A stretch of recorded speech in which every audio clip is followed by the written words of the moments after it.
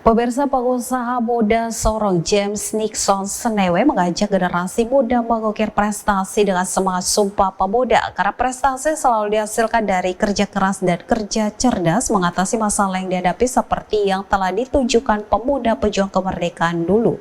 Ajakan ini disampaikan menanggapi tema Hari Sumpah Pemuda 2023 bersama Majukan Indonesia sebagaimana dijelaskan berikut ini. Bung James, kalau kita bicara semangat Sumpah Pemuda, bagi Anda, semangat seperti apa yang perlu dimiliki pemuda untuk menjawab tantangan global dengan semangat Sumpah Pemuda tersebut? Bagi saya, untuk menjawab tantangan global tentang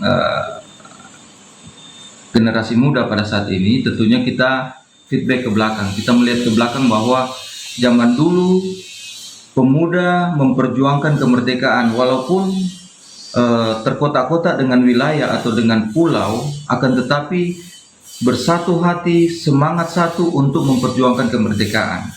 Dan itu menjadi barometer dan itu harus kita apresiasikan. Apresiasikan itu pada saat ini adalah buat generasi-generasi muda atau generasi yang akan memegang tongkat estafet kita di masa yang akan datang. Tentunya bagi mahasiswa, mari kita belajar dengan sungguh agar kita mengukir prestasi di dalam memperjuangkan pendidikan yang kita jalani, sehingga kita dapat berguna bagi masa depan atau generasi bangsa kita, dan juga bagi pelaku usaha.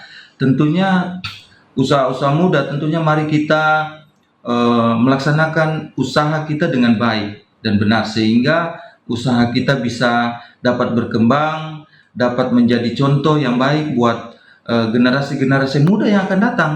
Seperti itu, Pak Koli. Tantangan terbesar apa yang menurut Anda perlu diwaspadai pemuda di era globalisasi saat ini? Bagi saya tentunya ada dua hal yang harus kita hindari atau kita waspadai, yaitu rasa egoisme kita sebagai anak-anak muda, sebagai generasi penerus, agar jangan gampang terpengaruh oleh hal-hal yang merusak generasi muda. Terus yang kedua adalah tentang teknologi. Era teknologi kita, tentunya kita anak-anak muda sangat-sangat mendapat tantangan besar, karena dengan media-media sosial yang tidak mendidik itu dapat mempengaruhi akan cara pola pikir atau cara berpikir generasi muda kita pada saat ini. Tetapi ada juga hal yang positif yang harus kita ambil di dalam kita menggunakan media sosial, yaitu hal-hal yang membangun.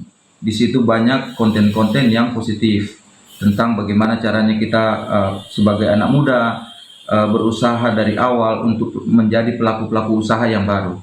Itu kita bisa adopsi hal-hal yang positif, tetapi untuk hal-hal negatif yang pengaruh dari luar, pengaruh dari budaya-budaya luar, itu mari kita perlu waspadai sehingga kita tidak terjerumus oleh hal-hal yang negatif. Tetapi hal positif, mari kita menggunakan itu, mari kita mencontohkan itu untuk diri kita sendiri. Seperti itu, Pak Poli. Sebagai pelaku usaha yang saya anggap sudah cukup sukses, sebenarnya kunci sukses Anda itu apa? Pelaku usaha ini tidak langsung instan. Tentunya membutuhkan energi, membutuhkan pemikiran, membutuhkan berbagai macam komitmen, sehingga ya kita bisa memperjuangkan diri kita lewat pelaku usaha, dan kita juga bisa menjadi orang yang bisa menghidupkan orang lain, seperti itu, lewat ya mungkin kita bisa menyerap tenaga kerja dan lain sebagainya. Itu adalah salah satu contoh perjuangan anak muda di era sekarang ini. Jadi orang berhasil yaitu orang yang memperjuangkan. Jadi kita berjuang untuk keberhasilan kita sendiri. Jadi itu adalah suatu hal yang harus kita